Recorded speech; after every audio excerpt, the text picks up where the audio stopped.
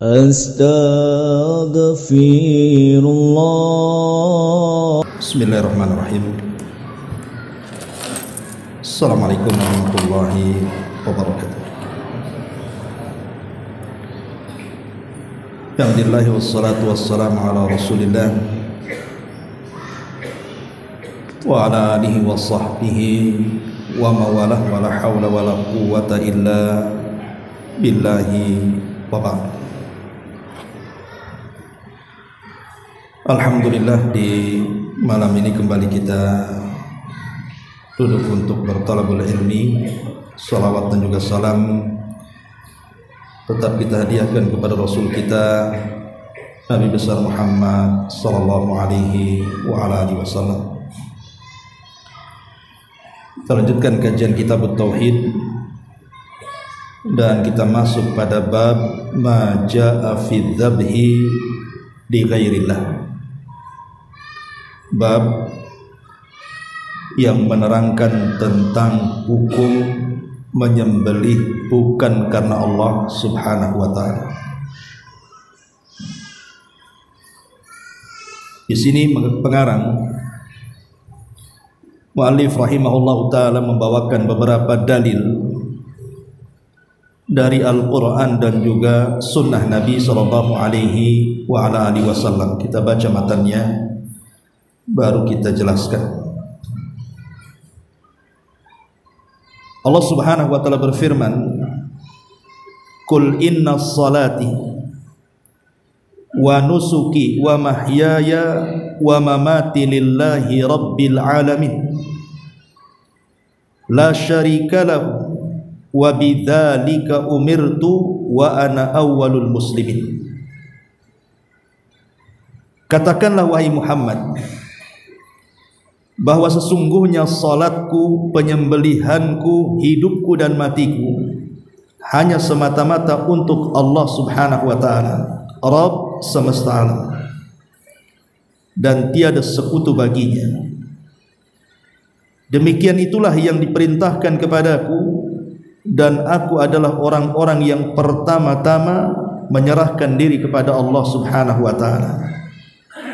Al-An'am 162 dan 163. Kemudian juga Allah Subhanahu wa taala berfirman, "Fasholli li rabbika wanhar." Maka dirikanlah salat untuk Rabbmu dan sembelihlah kurban untuknya. Al-Kautsar ayat 2. Kemudian juga riwayat daripada Ali bin Abi Thalib radhiyallahu anhu, Nabi sallallahu alaihi wasallam bersabda kepadaku tentang 4 perkara. Kata Nabi sallallahu alaihi wasallam, "La'anallahu man dzabaha li ghairillah. La'anallahu man la'ana walidayhi. La'anallahu man awa muhditha. La'anallahu man ghayyara manaral ardi." Allah melaknat orang-orang yang menyembelih binatang bukan karena Allah. Allah melaknat orang-orang yang melaknat kedua orang tuanya. Allah melaknat orang-orang yang melindungi orang yang berbuat kejahatan.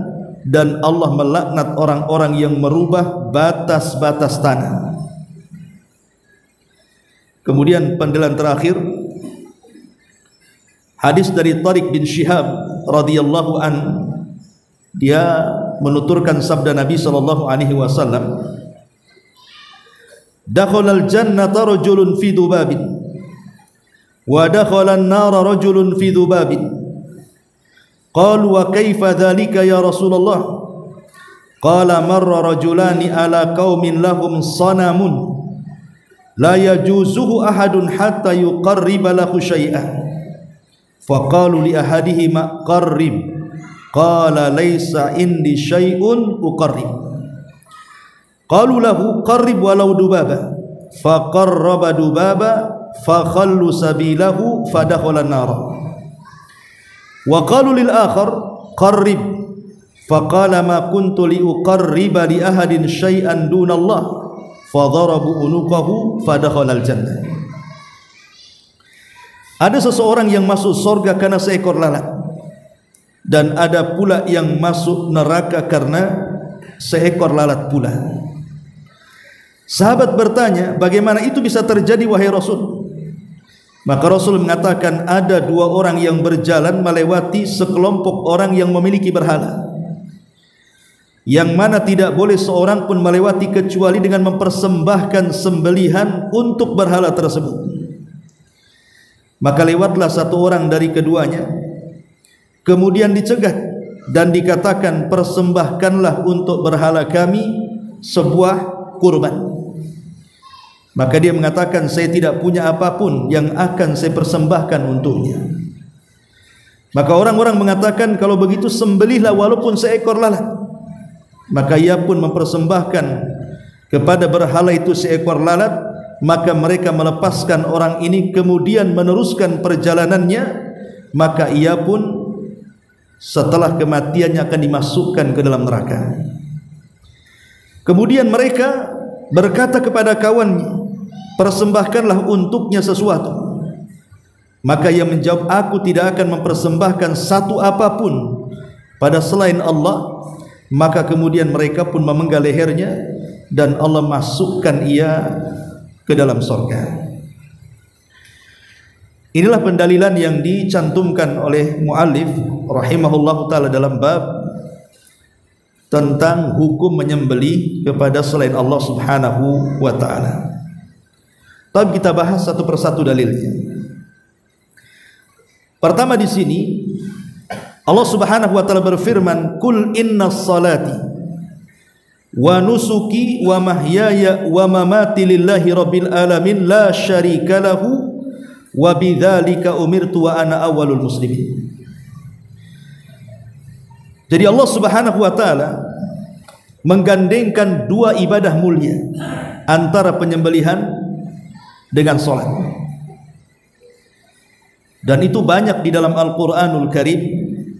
Allah Subhanahu wa taala mengulang antara salat dan penyembelihan disebut satu nafas. Seolah-olah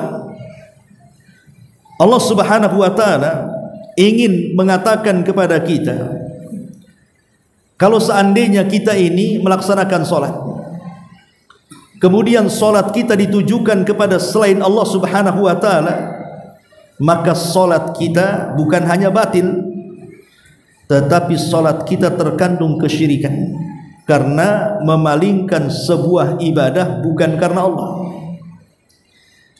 Lah kalau begitu, maka sama halnya juga dengan kurban. Kalau salat tidak boleh dipalingkan kecuali kepada Allah, maka kurban pun sama, penyembelihan pun sama, karena Allah sebut satu nafas masalahnya. Apalagi kemudian di ujung ayat Allah Subhanahu wa taala tutup dengan mengatakan lillahi rabbil alamin, bahwa salatku, penyembelihanku, hidupku, matiku aku serahkan kepada Allah Subhanahu wa taala semata. Berarti dengan kata-kata lillahi, hanya kepada Allah, menunjukkan bahwa kurban itu tidak boleh diserahkan kecuali kepada Allah.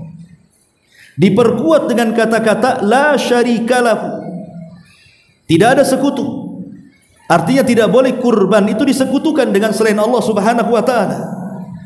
Bahkan kemudian ditutup juga ayatnya dengan kalimat wa ana awwalul muslimin, dan saya orang yang pertama kali berserah diri. Maksudnya Allah Subhanahu wa taala merintahkan kepada Nabi kita Muhammad sallallahu alaihi wasallam untuk mengatakan wa ana awwalul muslimin di sini. Artinya kalau sekelas Nabi sallallahu alaihi wasallam tidak boleh menyerahkan kurban kepada selain Allah atau penyembelihan kepada selain Allah, karena dia orang yang pertama kali memasrahkan kepada Allah, maka begitu juga umatnya sama. Maka ini pendalilan pertama bahwa digandengkannya kurban ataupun penyembelihan dengan salat itu menunjukkan bahwa penyembelihan itu sebuah ibadah agung dan besar, tidak boleh diberikan kepada selain Allah Subhanahu wa taala. Begitu juga pendalilan yang kedua, hampir mirip dengan pendalilan yang pertama kan, fasalli li rabbika wanhar, salatlah untuk Rabbmu dan menyembelihlah. Syekhul Islam Ibn Taimiyah rahimahullahu taala ketika memberikan catatan kepada ayat ini, Kenapa Allah Subhanahu wa taala menggandengkan antara ibadah salat dengan penyembelihan? Beliau mengatakan, karena kalau cerita tentang ibadah badan, ibadah anggota badan, maka tidak ada yang lebih mulia melebihi salat. Tetapi kalau cerita ibadah harta, maka tidak ada yang lebih mulia dibandingkan kurban pada waktunya. Makanya di sini Allah Subhanahu wa taala gandengkan semulia-mulianya ibadah badan dengan semulia-mulianya ibadah harta. Makanya Allah sebut dalam satu nafas, fasalli li rabbika wanhar, salatlah untuk Rabbmu dan berkurbanlah.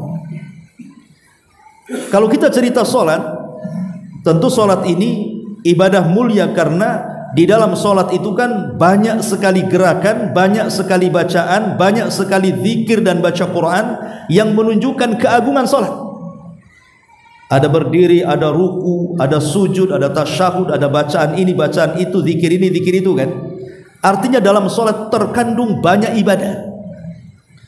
Lah sebagaimana juga dalam solat terkandung banyak ibadah, dalam penyembelihan pun sama.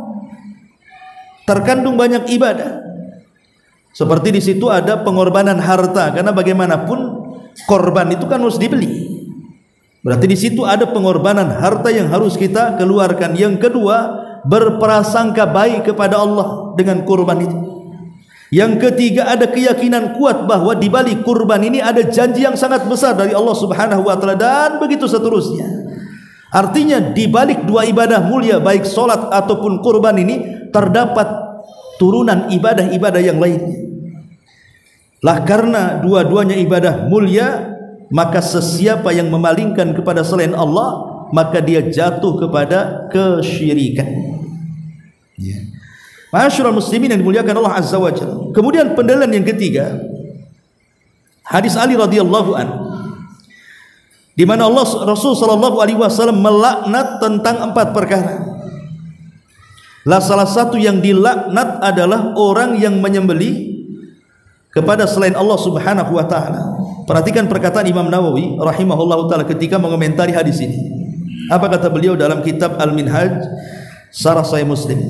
Beliau mengatakan, "Wa amma dzabhu li ghairillahi fal muradu bihi an yadhbaha bismi ghairillahi ta'ala kaman dzabaha li sanamin awis salibi awli Musa awli Isa sallallahu alaihi awlil ka'bati wa nahwi dzalika fa kullu hadha haramun wa la tahillu hadhihi dzabihatu sawa'un kana dzabihu musliman aw nasraniyan aw yahudiyan nassa alaihi syafi'iyyu wattafaqu alaihi ashabuna fa in qasada ma'a dhalika ta'zimal madbuhi lahu ghairillahi wal ibadata lahu kana dhalika kufran fa in kana dhabihu musliman qabla dhalika sara bidzabhi murtada. Apa kata Imam Nawawi? Dia mengatakan, adapun penyembelihan kepada selain Allah, maksudnya adalah ia menyembelih dengan menyebut nama Allah. Jadi kalau disebut penyembelihan tauhid, artinya ketika menyembelih dia menyebut nama Allah Subhanahu wa taala. Tetapi ketika dia menyembelih bukan karena Allah Subhanahu wa taala, maka tentu dia pun tidak akan menyebut nama Allah Subhanahu wa taala.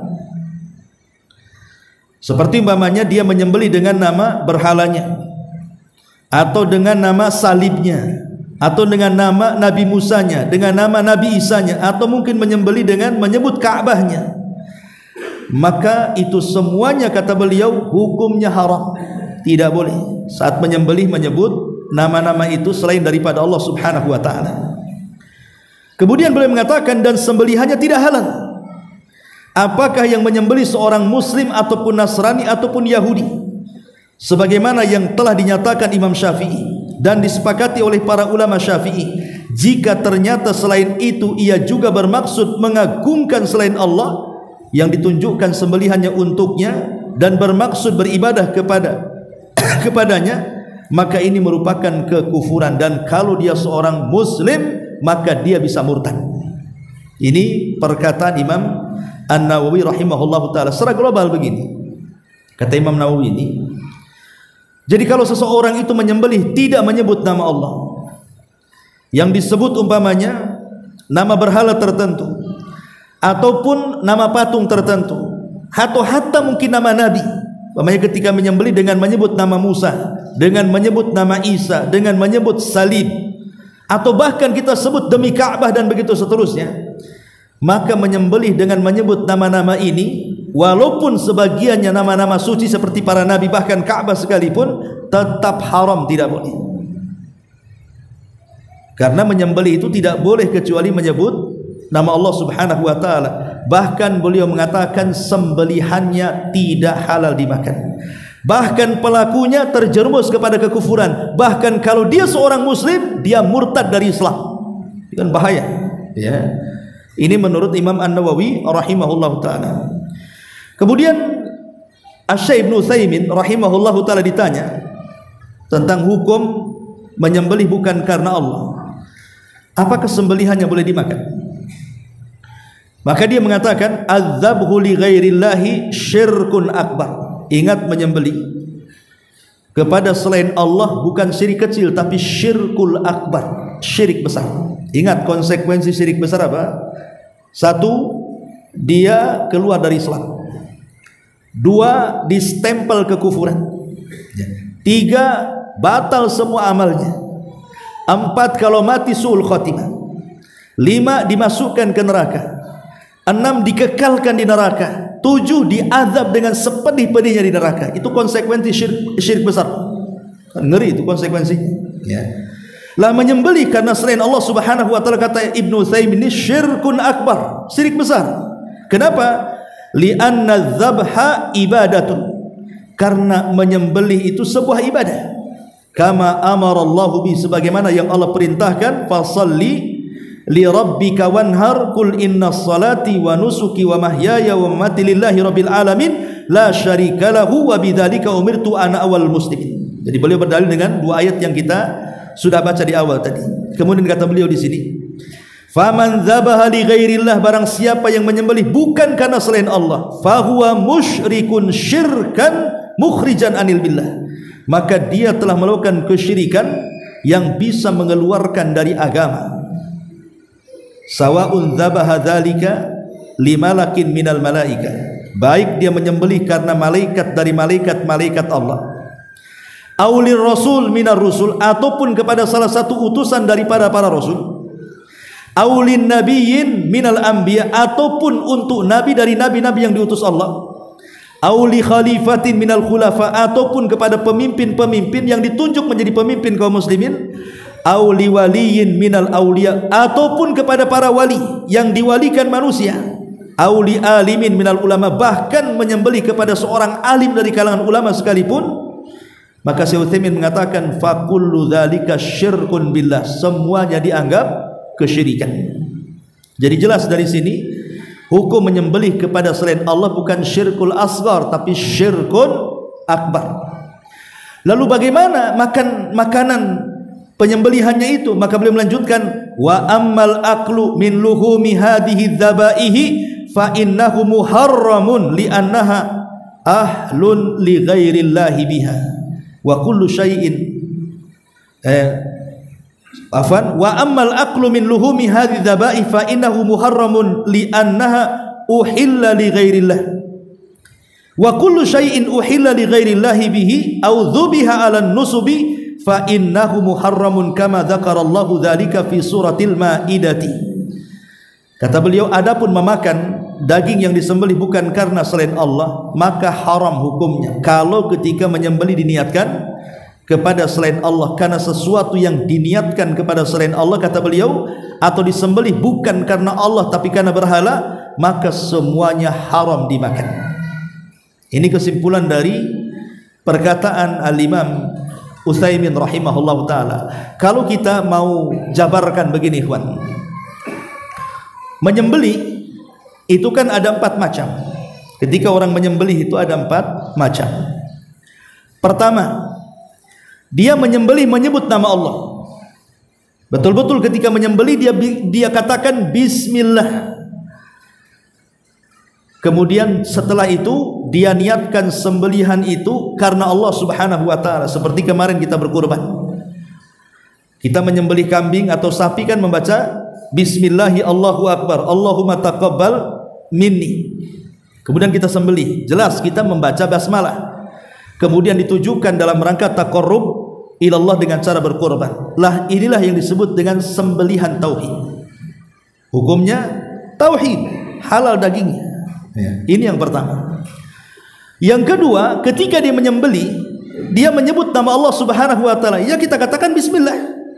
Ketika menyembelih, masalahnya ketika kita menyembelih mengucapkan basmalah itu tujuannya bukan karena Allah. Jadi menumpahkan darah kurban itu bukan karena Allah. Boleh jadi sembelihan ini ditujukan kepada berhala tertentu untuk sesajen, seperti yang terjadi umpamanya di tepi penduduk yang ada di pantai laut selatan, yang biasanya datang bulan Muharram, kemudian mereka mengadakan petik laut, kemudian melempar kepala kerbau ke lautan. Terkadang ketika menyembelih kan dia seorang muslim yang menyembelih, kadang-kadang baca basmalah kan, ada doanya lagi rame-rame kan, tapi kan tujuannya bukan karena Allah kan, tapi dilempar ke lautan. Kononnya ada kepercayaan soal cerita Nyai Roro Kidul itu apa gitu ya. Walaupun menyembelihnya menyebut basmalah, tapi karena niatnya bukan karena Allah, maka haram sembelihannya, tidak boleh dimakan. Ini yang kedua. Yang ketiga, ketika menyembelih tidak menyebut nama Allah, main gorok saja dia sampai mati sembelihannya, tapi niatnya pula karena Allah. Niatnya yang karena Allah, ketika nyembelihnya tak mau menyebut nama Allah. Umpamanya sembelihannya untuk walimah, anaknya mau nikah, ya makanya nyembelih kambing dia. Akhirnya kemudian dia sembelih kambing tapi tak menyebut nama Allah, diam saja dia. Maka ini pun haram, tidak bisa. Walaupun niatnya karena Allah, karena syarat halalnya penyembelihan harus menyebut nama Allah, maka tetap penyembelihannya haram, kecuali kalau dia lupa, lain ceritanya. Kalau dia lupa, ya kan, maka sebagian para ulama dibolehkan dimakan dengan syarat ketika memakan membaca basmalah. Tapi kalau sengaja meninggalkan bacaan basmalah, walaupun niatnya karena Allah, tetap tidak boleh sembelihannya dimakan. Ini yang ketiga. Kemudian yang keempat, ini yang kuadrat nih. Ketika menyembelih tidak menyebut nama Allah, ditujukan pula kepada selain Allah, itu lebih kurang ajar lagi. Nyembelihnya tak pakai basmalah, ditujukan untuk sesajen berhala. Ini kuadrat haramnya, jangan dimakan. Lah ini kesimpulan sembelihan ya. Mana yang boleh dimakan, mana yang tidak boleh dimakan. Mana sembelihan tauhid, mana sembelihan yang tidak tauhid. Karena begini, ikhwatu fillah muliakan Allah Azza wa Jalla. Dalam penyembelihan itu umumnya ada dua bentuk. Kalau orang menyembelih binatang itu umumnya ada dua bentuk, dan masing-masing juga terbagi menjadi beberapa bentuk. Yang pertama, menyembelih bukan karena ibadah. Dia memang bukan untuk kurban, tidak, tetapi hanya ingin makan daging saja. Pamannya antum pengenlah makan daging ayam, belilah ayam di tetangga, kemudian antum sembelih ayam itu. Jadi niat menyembelih ayam itu untuk apa? Untuk makan, bukan untuk apa-apa kan, karena pengen makan ayam, maka antum sembelih ayam. Atau beli ayam di pasar gitu, sama juga itu sebenarnya, karena ayam itu tidak bisa disembelih kecuali dengan baca basmalah. Walaupun kita membeli ayam yang sudah meninggal, tetap hukumnya sama penyembelihan. Lah kalau seandainya tujuannya menyembelih binatang itu karena ingin makan dagingnya atau karena ingin memuliakan tamunya, maka ini kata para ulama terbagi menjadi tiga macam. Pertama, menyembelih dengan menyebut nama Allah, maka halal sembelihannya.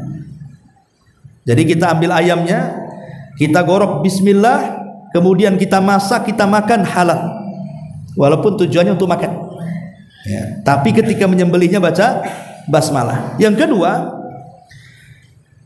ketika menyembelih dia tidak menyebut nama Allah.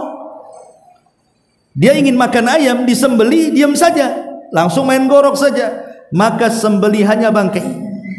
bukan sembelihan yang halal dimakan, karena syarat halalnya penyembelihan harus baca basmalah. Ya, ini yang kedua.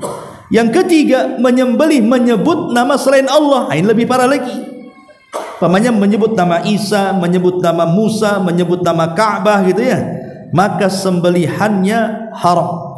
Termasuk juga kalau kita membeli daging di pasar. Hati-hati antum kalau membeli daging, atau para ibu-ibu lah yang biasa ke pasar itu, hati-hati membeli daging kambing, sapi, ayam di pasar. Jangan pulang bawa bangkai, tapi pulanglah bawa daging. Dengan cara apa? Yang harus diperhatikan, ingat hadis di zaman Nabi SAW, ada seorang laki-laki datang kepada Rasulullah. Dia ada niat nazar menyembelih seekor unta di satu tempat namanya Buana. Maka Nabi SAW bertanya soal tempat namanya Buana itu. Kata Rasul, apakah di Buana itu ada berhala yang disembah? Kata sahabat ini, tidak ada wahai Rasul. Oke, satu. Yang kedua, apakah di Buana tempat nadar yang kau akan sembelih unta di situ ada acara-acara? Yang acara-acara itu diadakan orang-orang musyrik dalam sesembahan mereka? Tidak ada wahai Rasul. Maka Rasul mengatakan, ufi binadrika, kalau gitu laksanakan nadarmu di sana. Berarti di sini yang harus diperhatikan apa? Satu, adakah berhala? Dua, adakah acara dalam rangka penyembahan berhala? Maka kalau kita ke pasar, perhatikan tuh penjual yang jual daging ayam, sapi ataupun kambing, ada nggak berhala di tokonya? Kan biasanya kan ada tuh berhala-berhala tertentu kan ditempel tuh. Kadang yang punya itu Cina, mungkin pelayannya orang kita kan. Tapi di situ ada berhala mereka di situ. Berarti kalaupun yang jual orang kita, tapi kalau di tokonya ada berhala, jangan beli di situ. Kenapa tak boleh beli, Ustaz? Ada berhalanya di situ. Karena Rasul melarang orang nazar. Salah satu pertanyaannya, ada nggak berhala di situ? Oh, nggak ada. Nah, silahkan. Oke, tidak ada berhala. Kita katakan, apakah toko ini suka ada ritual-ritual agama selain daripada Allah yang berbau kesyirikan? Kalau ada, jangan beli di situ. Walaupun lebih murah 1.000 perak. Kadang-kadang ibu itu gara-gara murah 1.000 perak aja pindah langganan tuh. Nggak peduli ada berhala nggak berhala, yang penting murah, Ustaz. Nah, ini kan masalah nih. Anda pulang bawa bangkai itu namanya, bukan bawa daging. Kasihanlah suami yang sudah jerih payah cari uang, tahu suruh makan bangkai.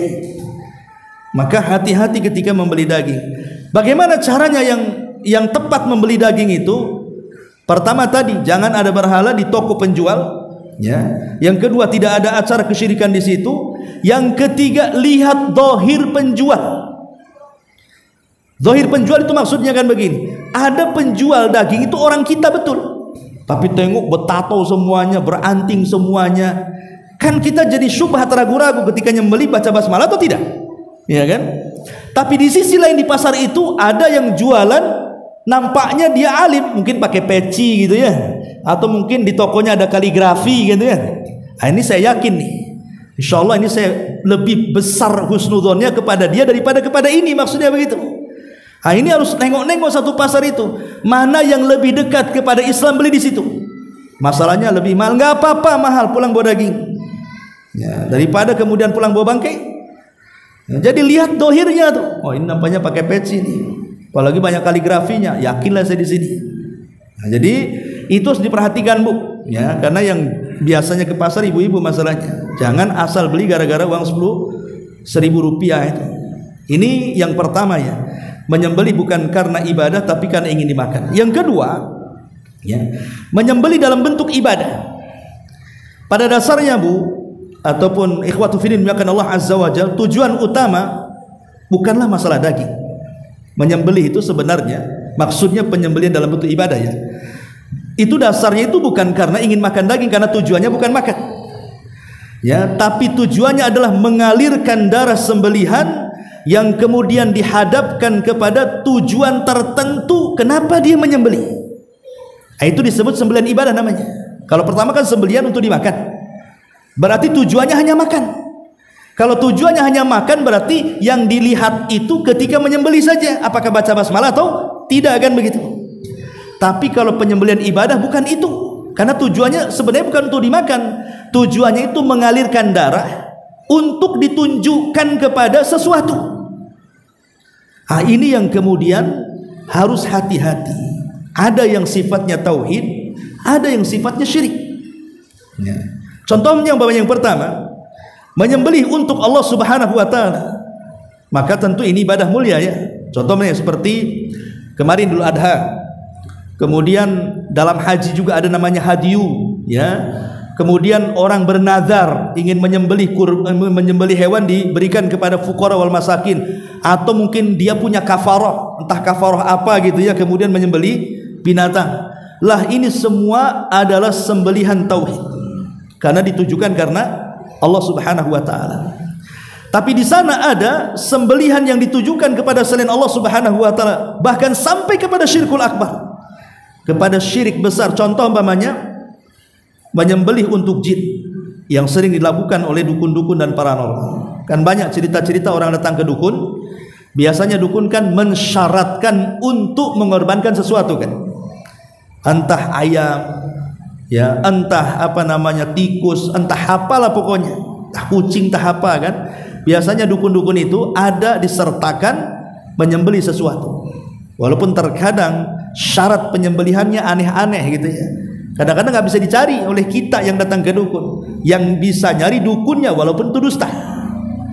Nah, seperti saya pernah baca juga kan, di antara syarat datang ke dukun itu harus menyembelih seekor ayam hitam. Ya kalau ayam hitam banyak, tapi syarat yang kedua yang tidak diketahui dan harus diketahui bahwa ayam itu adalah ayam yang yatim. Ini kan syarat kedua aneh. Kalau ayam hitam aja banyak, tapi yatimnya ini siapa yang tahu? Ketika mamanya ayam ini netas gitu, bapaknya meninggal, mana yang tahu kan gitu? Gimana caranya? Sebenarnya dukun itu sebenarnya dusta. Dia hanya cari cuan saja kan begitu. Pasti mengatakan kepada orang yang datang ke dukun, udahlah, kalau kau tak bisa mencari ayam yang seperti itu, biar aku yang cari. Nah, kan begitu ya. Tapi tambahlah ya fulusnya kan gitu. Intinya berdusta mereka.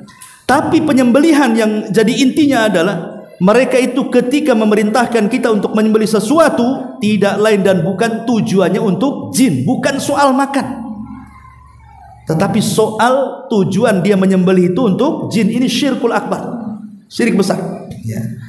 Kemudian juga contoh yang lain, pemain ditujukan kepada kuburan-kuburan tertentu, kuburan wali-wali tertentu gitu ya. Ketika dia menyembelih di situ, makan di situ, sebenarnya tujuannya bukan makan, tujuannya itu menyembelihnya itu untuk kuburan tertentu, wali tertentu, maka ini pun tak boleh, haram. Dagingnya tidak boleh dimakan.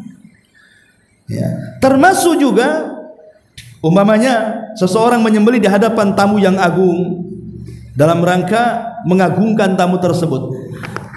Contoh umpamanya ada pemimpin negara datang ke rumah antum. Wah, nggak enak nih kalau ndak disajikan makanan yang lezat, yang minimalnya kambing. Ketika antum menyembelih kambing, tujuannya apa? Untuk mengagungkan pemimpin kan, bukan untuk makan. Lah berarti di sini tujuannya sudah bid'ah, tidak ada lagi sunnahnya di sini. Maka ini nggak boleh juga.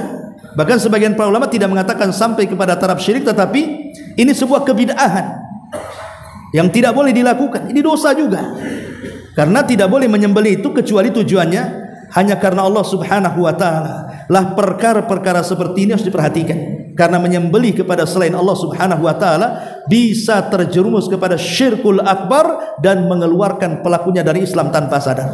Nauzubillah ya.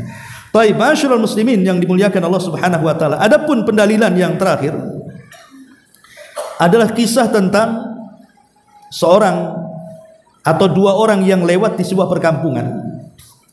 Lah di sebuah kampung itu ada berhala. Ini kan kisahnya kisah Israiliyat sebenarnya. Makanya sebagian para ulama ada yang mengatakan jangan-jangan kisah ini bukan dari Nabi, tapi ini ucapan Salman Al-Farisi. Artinya mauquf kepada sahabat. Tapi ada juga mengatakan, oh tidak mungkin, ini cerita yang surga neraka ini kan perkara gaib, tidak mungkin mauquf dari sahabat, pasti dari Nabi juga gitu kan. Ini soal sanad diperselisihkan memang, walaupun disahihkan oleh Syekh Nasruddin Albani, tapi kemudian diperselisihkan soal apakah dia marfu ataukah mauquf. Taib, kita tidak bicara masalah takhrij hadisnya, tapi kandungan riwayat ini ada benarnya kan gitu. Anggaplah dia mauquf. Tapi lihat bagaimana isi kandungannya, seolah-olah ini marfu kepada Nabi SAW. Jadi ada dua orang lewat ke sebuah perkampungan. Di situ ada berhala.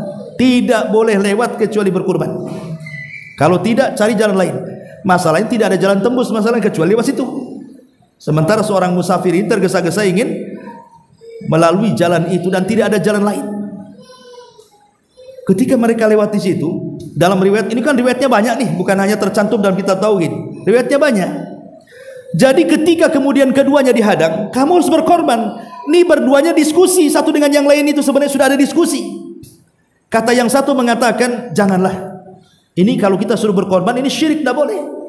Tapi yang satunya mengatakan, nggak apa-apa kan, yang dikorbankan cuma lalat. Jadi yang satu mengingatkan ini kesyirikan, yang satu meremehkan ini kesyirikan. Kemudian ketika dihadapkan dua-duanya nih, setelah ada diskusi, dihadapkan dua-duanya, yang satu dipanggil dan mengatakan, qarrib, berkurbanlah untuk berhala kami. Dia mengatakan, ma kuntu li uqarrib. Aku tidak punya apapun yang harus saya kurbankan. Saya ini seorang musafir, tidak punya bekal, apalagi untuk berkurban. Maka mereka mengatakan, qarrib walau kana dubaba. Enggak apa-apa, kau tangkap lalat, kau pitas tuh lalat depan berhala, selesai katanya. Akhirnya dia terpikir, disangkanya itu bukan kesyirikan, dia meremehkan. Ini yang satu ini meremehkan kesyirikan. Kenapa? Dia sangka bahwa kalau yang dibolehkan, yang tidak boleh itu kalau kurban dengan ayam, dengan kambing, dengan sapi. Lalat ini apa katanya. Jadi dia tangkap lalat, dipitas lalat itu di depan berhala itu, kemudian pergi. Dia tidak sangka bahwa di mata dia perbuatan ini kecil, tapi di mata Allah perbuatan ini besar. Ingat kesyirikan itu. Ya, sebagaimana amalan soleh di mata kita terkadang amalan itu remeh, tapi di mata Allah tidak ada amal soleh yang remeh. Dosa juga sama. Mungkin di mata kita dosa itu remeh, tapi di mata Allah Subhanahu wa taala dosa itu besar. Karena jangan pernah kita memandang dosa, tapi pandanglah kepada siapa kita berbuat dosa, kata ulama. Jangan pernah memandang dosa. Kalau orang memandang dosa, cenderung membagi-bagi dosa. Ini kan kecil saja, belum besar, nggak apa-apa kan gitu. Itu terangsang nanti ke situ. Makanya ulama jangan pernah pandang dosa, tapi pandanglah kepada siapa Anda berbuat dosa. Lah orang ini menganggap itu sebuah remeh, nangkap lalat mitas itu sebuah perkara remeh. Rupanya di hadapan Allah besar. Makanya ketika dia meninggal, fadakhalan nar, Allah masukkan dia ke neraka. Ini masalah akidah, bukan masalah kecil besarnya. Ya. Tapi yang satunya ketika lewat dipanggil, kamu juga qarrib, harus menyembelih. Dia mengatakan, aku tidak punya sesuatu yang harus kusembelihkan.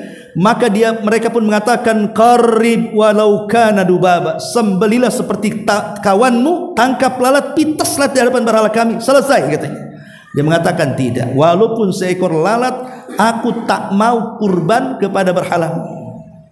Betul-betul dia menganggap bahwa ini perbuatan besar. Walaupun kurban seekor lalat bagi dia ini besar, karena terkandung kesyirikan di dalamnya. Akhirnya marah orang kampung itu, ditebasnya leher orang kedua ini, kemudian mati, dan Allah takdirkan dia masuk ke dalam sorga. Makanya ada istilah, gara-gara lalat orang bisa masuk sorga, gara-gara lalat orang bisa masuk neraka. Tetapi syahidnya di sini bukan masalah kecil besarnya, tapi tujuannya Anda berkorban untuk siapa. Kemudian dia di sini juga ada mafhum aulawinya. Kalau berkorban dengan seekor lalat ditujukan kepada berhala saja, sudah menjadikan dia masuk ke dalam neraka. Padahal lalat itu kan la sa'ila fi, hewan yang tidak ada darahnya. Lalat itu kan gak ada darahnya, hewan yang tidak ada darahnya. Kalau hewan yang tidak ada darah mengalir saat disembelih itu saja memasukkan orang ke neraka, macam mana pula lebih daripada seekor lalat. Anda sembelih ayam, Anda sembelih kambing, Anda sembelih sapi, Anda sembelih unta, gajah lagi yang lebih besar kan itu ya. Tentu lebih besar lagi dosanya. Karena tujuannya itu bukan perkara binatang kecil besarnya, tapi tujuan Anda loh kepada selain Allah Subhanahu wa taala. Itu yang kemudian menjadikan kita terjerumus kepada syirkul akbar. Tapi lihat yang satunya, dia tidak mau. Ini yang tidak dipahami di tengah masyarakat, ikhwan. Kadang-kadang masalah syirik di masyarakat ini masih dianggap remeh dan enteng. Dia tidak tahu bahwa konsekuensinya sekecil-kecilnya syirik saja dosanya lebih besar dibandingkan dosa besar. Apalagi syirik besar. Syirik kecil saja nih, kalau kita terjerumus kepada syirik kecil, itu dosanya itu melebihi dosa besar, melebihi membunuh dosanya, melebihi zina, melebihi riba, melebihi ghibah, melebihi macam-macam. Itu sekecil-kecilnya dosa syirik tuh, syirkul asghar. Apalagi syirik besar. Seperti apa syirkul asghar itu? Ya banyak. Syirik asghar itu nanti disebutkan oleh pengarang ini tentang macam-macam syirik asghar itu. Seperti bersumpah kepada selain Allah, ataupun mengatakan seandainya bukan karena kamu, dia tidak pernah menyebut nama Allah. Harusnya kan seandainya karena Allah kemudian kamu, tidak langsung kalau bukan karena kamu.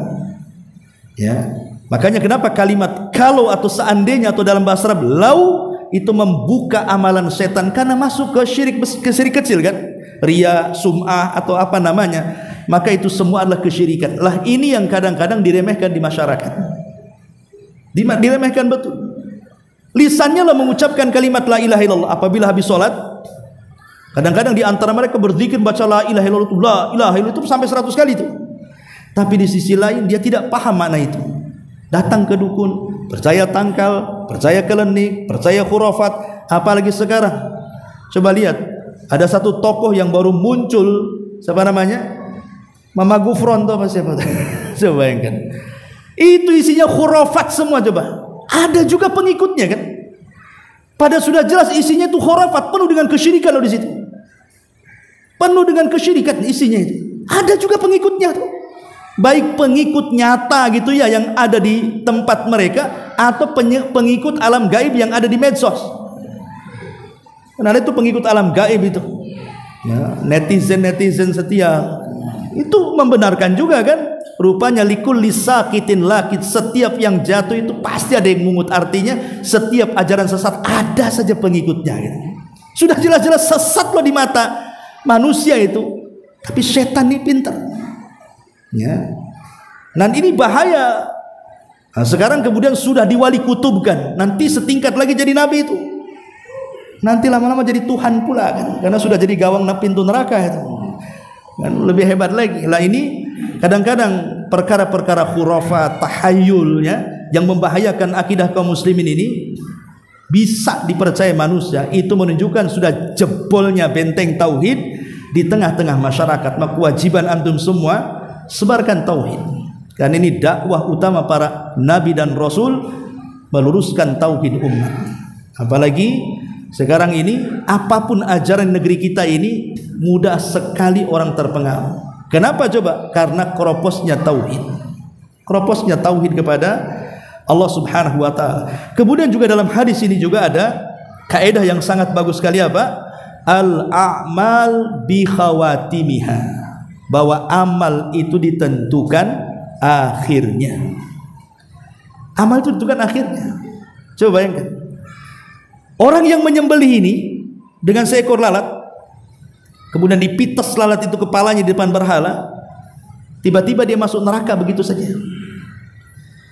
Padahal dua orang ini kan orang-orang baik sebelumnya, tapi yang satu mengagungkan tauhid, yang satu meremehkan tauhid. Lihat ujungnya, gara-gara meremehkan tauhid, kemudian sebelum matinya diakhiri amalnya dengan memetes kepala lalat di depan berhala, masuk neraka dia. Maka ini penting mengakhiri hidup itu dengan akidah yang benar, dengan akidah yang sahih. Jangan seperti kisah seekor lalat bisa memasukkan orang ke neraka. Karena terkadang ada orang yang istiqomah awalnya tapi menyimpang akhirnya, dan itu banyak sekali pelajaran baik dalam Quran ataupun dalam hadis Nabi SAW, ataupun dalam kisah-kisah para sahabat, para ulama, para tabi'in dan begitu seterusnya. Contoh dalam Quran siapa? Qarun. Qarun itu menurut kitab-kitab ahli kitab perjanjian lama gitu ya, Qarun itu seorang munawir. Munawir itu apa? Wajahnya bercahaya karena dia suka membaca Taurat dan terkenal suara indah apabila membaca Taurat. Itu Qarun tuh. Jadi Qarun bukan orang biasa, dia orang dekatnya Nabi Musa.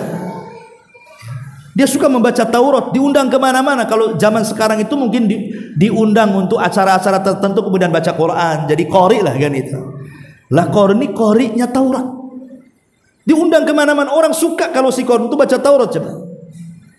Tapi setelah Allah Subhanahu wa taala uji dengan kekayaan, akhirnya berpindah Tuhannya kepada harta, bukan kepada Allah. Dia lebih menyembah harta dibandingkan Allah. Lupa tuh dengan Tauratnya, bahkan berakhir dengan menentang kenabian Nabi Musa alaihi salatu wasalam dan memfitnahnya.